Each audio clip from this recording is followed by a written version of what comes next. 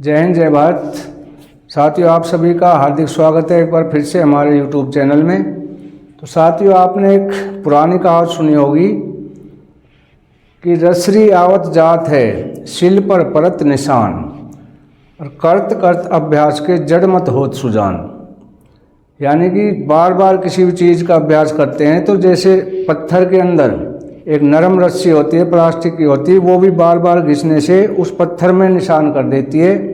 तो इसीलिए कहा गया है कि करत करत अभ्यास के जड़ मत होत सुजान, कि बार बार अभ्यास करने से जो मूर्ख है वो भी सुजान बन जाता है, विद्वान बन जाता है। वही कहानी हुई कि 8वें वेतन आयोग के लिए बार बार मना करने के बाद भी हमारे सैनिक संगठनों ने, मजदूर संगठनों ने बार बार अभ्यास किया और 8वें वेतन आयोग के लिए प्रधानमंत्री जी को राजी कर दिया।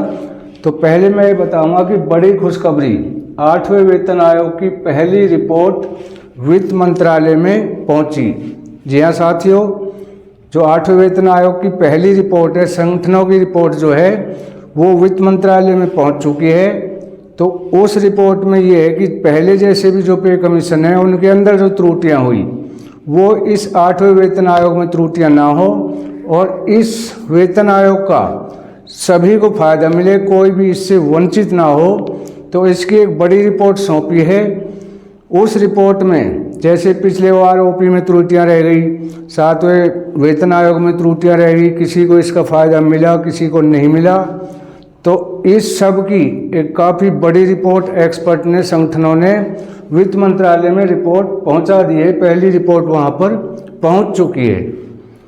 दूसरी हम बात करेंगे 8वां वेतन आयोग, प्रधानमंत्री का मास्टर स्ट्रोक, प्रधानमंत्री ने खेला तुरप का पत्ता। तो इसमें कितना फायदा होगा, किस किस को फायदा होगा, किस तरह के फिटमेंट फैक्टर होंगे, तो पीएम मोदी ने क्या मास्टर स्ट्रोक खेला, तो लोगों के विचार क्या है, इसके बारे में लोगों की अलग अलग धारणाएं, अलग अलग विचार हैं। लोग नए नए कवायद लगा रहे हैं कि किसको कितना बढ़ेगा, किसको कितना मिलेगा। और आप देख रहे हैं कि पहले फरवरी में आम बजट की घोषणा से पहले तुरंत एकदम जो वेतन आयोग की घोषणा कर दी, उससे पहले सारे जो कैबिनेट मीटिंग में, राज्यसभा में, लोकसभा में, सभी में क्लियर मना कर दिया गया था।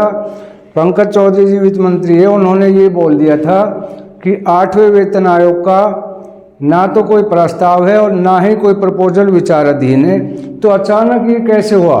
8वां पे कमीशन की घोषणा किस तरह से हुई, क्या इसमें फायदा है, किस तरह की सोच है? तो इसमें जो दोस्तों माननीय प्रधानमंत्री ने ये जो तुरंत एक इक्के की चाल चली है, खेली है, और इसके ऊपर उनकी क्या मंशा थी कि उनको क्या फ़ायदा होगा, केंद्रीय कर्मचारियों को क्या फ़ायदा होगा और कितना फ़ायदा होगा। तो पूरी समीक्षा करेंगे, एक एक चीज़ में डिटेल में बताऊंगा, कौन सा फिटमेंट फैक्टर लगेगा, क्या फ़ायदा होगा। वीडियो के अंत तक बने रहें, सारी चीज़ें मैं इस वीडियो में क्लियर करूंगा। तो सबसे पहले मैं जो मैसेज प्रधानमंत्री नरेंद्र मोदी जी ने दिया है वो मैसेज आपके सामने लाऊंगा। उन्होंने क्या मैसेज दिया, उन्होंने क्या कहा, मैं उनका मैसेज आपके सामने पढ़कर सुनाने जाऊंगा। उन्होंने लिखा मैसेज दिया, we are all proud of the effort of the all government employees of 8CPC will improve quality of life and give boost consumption। यानी उन्होंने कहा कि हमें उन सभी कर्मचारियों पर गर्व है जो एक विकसित भारत के निर्माण के लिए काम कर रहे हैं। और 8वां वेतन आयोग कैबिनेट के फैसले से उनके जीवन की गुणवत्ता में सुधार लाएगा और उपभोग का बढ़ावा देगा। मैं उनका सीधा मैसेज आपको ये दिखा रहा हूँ, स्क्रीन पे भी देख रहे हैं। तो मैंने आपके सामने अभी पढ़ा। तो दोस्तों ऐसा क्या हुआ कि आम बजट की घोषणा 2025 में 2025 से पहले अचानक इन्होंने 8वें वेतन आयोग की घोषणा करनी उचित समझी। इसके पीछे राजनीतिक फायदे क्या हैं तो वो मैं आपको बताऊंगा। शायद आप जानते होंगे कि दिल्ली में 5 फरवरी को इलेक्शन होने जा रहे हैं और 3 फरवरी को वहाँ पर जो प्रचार बंद कर दिए जाएंगे, चुनाव प्रचार बंद कर दिए जाएंगे। तो ऐसा नहीं होगा कि 2014 में उन्होंने तुरंत ये बताया कि इस रिपोर्ट में इस जो घोषणा करी है वेतन आयोग की, ये तुरंत लागू होगा। इतना लंबा नहीं खींचा जाएगा कि जैसे पिछला 2014 में घोषणा हुई और 2018 में लागू हुआ। तो उन्होंने कहा है कि ये ज़्यादा से ज़्यादा मार्च या अप्रैल में इम्प्लीमेंट हो जाएगा और आपके अकाउंट में पैसे आ जाएंगे। तो उन्होंने कहा कि जो कुछ होगा मार्च या लास्ट अप्रैल तक इम्प्लीमेंट हो जाएगी और आपके खाते में पैसा आ जाएगा। मार्च या अप्रैल लास्ट तक आपके खाते में पैसा आ जाएगा, लंबा इंतजार आपको नहीं करना पड़ेगा। आखिर इतना बड़ा दावा क्यों कर रहे हैं? और उन्होंने दावा किया है कि बढ़ोतरी होगी तो कितनी होगी उसके ऊपर भी बात कर रहे हैं। कौन सा फिटमेंट फैक्टर होगा, कौन सा फिटमेंट फैक्टर न्यूनतम कितना फ़ायदा होगा और क्या फिटमेंट फैक्टर 1.86 या 2.0, 2.25, 2.28 या 1.92, इसके ऊपर भी उन्होंने बात की है। तो इस वीडियो देखें क्या उन्होंने बोला है। उन्होंने सोचा कि दिसंबर में चुनाव है, उन्होंने सीधा दिसंबर में चुनाव है, दिल्ली में चुनाव है 5 फरवरी में, तो वोटिंग है। तो इसके 3 फरवरी को प्रचार बंद हो जाएंगे। जितने भी चुनाव हुए हैं उनमें यानी बीजेपी की, भारतीय जनता पार्टी की, उनकी 240 से ऊपर सीटें आई है। लेकिन केंद्रीय कर्मचारियों और राज्य सरकार के कर्मचारियों के बीच कुछ खटास आ गई। किस वजह से आई? ओल्ड पेंशन स्कीम बंद करने से, यानी ओपीएस बंद करके इन्होंने एनपीएस लागू कर दिया था और उससे कर्मचारी खुश नहीं थे। और उसको खुश करने के बाद उन्होंने फिर यूपीएस भी लागू किया, लेकिन यूपीएस भी कर्मचारियों को रास नहीं आया। और उन्होंने ये वीडियो मैं आपको दिखा रहा हूँ, पेंशनर नाराज़ है। मतलब ये है कि इस चीज़ से सरकार और कर्मचारियों के बीच खटास आ गया है।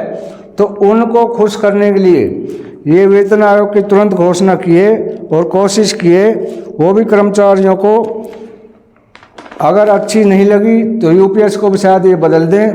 लेकिन जैसे कि पिछली चर्चा में चल रहे थे कि 8वां वेतन आयोग लागू नहीं होगा, तो जैसे नीचे चर्चा पीक पर पहुंची तो प्रधानमंत्री मोदी ने अपना तुरुप का इक्का खोल दिया और बाजी अपने हाथ में ले ली।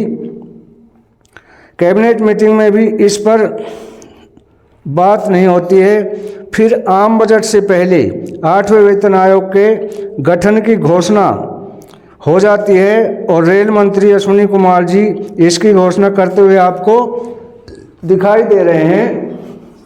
अब इसका फायदा क्या है? वो चाहते हैं कि केंद्रीय कर्मचारियों की जेब में जब पैसा आएगा तो वो सारी नाराज़गी भुला पाएंगे और परिस्थिति ज़रूर बदलेगी। यदि हम वेतन आयोग लागू करते हैं, कर्मचारियों के पॉकेट में पैसा आएगा तो इससे परिस्थिति बदलेगी। क्योंकि लक्ष्मी के प्रकोप से जो प्रतिकूलता है वो अनुकूलता में बदल जाती है। लक्ष्मी का प्रकोप प्रभाव ऐसा होता है। इसी तरह से देखो, मध्य प्रदेश में किसी को नहीं पता था कि बीजेपी आएगी, भारतीय जनता पार्टी आएगी, लेकिन उन्होंने तुरंत एन मौके पर लाडली बहना योजना लागू करके और एकदम तख्ता पलट दिया और तुरंत वहाँ पर बीजेपी की सरकार आज कुर्सी पे विराजमान है। इसी तरह से महाराष्ट्र में हुआ। महाराष्ट्र में भी किसी को नहीं लग रहा था बीजेपी आएगी, भारतीय जनता पार्टी आएगी, और तुरंत उन्होंने धोबी पछाड़ मारा और चित्त मारा सब पार्टियों को, और वहाँ भी विराजमान है। तो इस तरह के जो ये वादे हैं, आंकड़े हैं, शायद लोग कवात लगाते हैं, लेकिन अब मैं इसको ज़्यादा लंबी नहीं करूँगा, जल्दी मैं बता देना चाहता हूँ कि 2027 में उत्तर प्रदेश में विधानसभा के चुनाव हैं। उसमें भी जब सेंट्रल गवर्नमेंट पे कमीशन लागू कर देगी तो ये राज्य सरकारों के ऊपर भी दबाव देंगे, राज्य सरकार को भी ये लागू करना पड़ेगा। इससे करोड़ों केंद्र कर्मचारी और राज्य सरकार के कर्मचारी और उनके परिवार वो मोदी जी का धन्यवाद करेंगे, और इससे राजनीतिक फ़ायदा होगा, राजनीतिक बेनिफिट होगा। अब मैं बता रहा हूँ कि आपको कितना बढ़ेगा वेतन में, जल्दी में शॉर्ट में बता देता हूँ कि इसमें बढ़ेगा। पहले वेतन आयोग में क्या था, दूसरे में क्या हुआ। पहला जो वेतन आयोग हुआ उसमें पे लेवल 1 में मिनिमम थे 55 रुपये, 55 रुपये से लेके 2000 रुपये मैक्सिमम। इजाफा इतने हुआ इसमें 36.4%। दूसरा पे कमीशन आया, उसके अंदर पे लेवल 1 में मिनिमम सैलरी 80 रुपये और मैक्सिमम 3000 रुपये, इजाफा 37.5% का। इसी तरह से तीसरे वेतन आयोग में मिनिमम सैलरी 196 रुपये, मैक्सिमम 3500 रुपये, और इसकी बढ़ोतरी हुई 17.9%। इसी तरह चौथे वेतन आयोग में मिनिमम सैलरी थी 750 रुपये, मैक्सिमम सैलरी 8000, बढ़ोतरी थी इसमें 10.07। इसी तरह पाँचवें वेतन आयोग में मिनिमम था 2550 रुपये, मैक्सिमम था 26000, बढ़ोतरी थी इसमें 10.2 की। इसी तरह छठे पे कमीशन में मिनिमम सैलरी थी 7000 रुपये और मैक्सिमम थी 18000, इसमें 11.4% की बढ़ोतरी। इसी तरह सातवें में 18000 मिनिमम और मैक्सिमम थी 2,25,000 रुपये, यानी 12.5% की वृद्धि हुई थी। अब आठवां जो वेतन आयोग है, सारे वेतन आयोग को मद्देनजर रखते हुए इसमें कोई त्रुटियां न रह जाएं, तो सबसे अच्छा करने की कोशिश की जा रही है। तो ये थी आज की खबरें। वीडियो अच्छी लगी हो तो लाइक शेयर और सब्सक्राइब करें। धन्यवाद साथियों।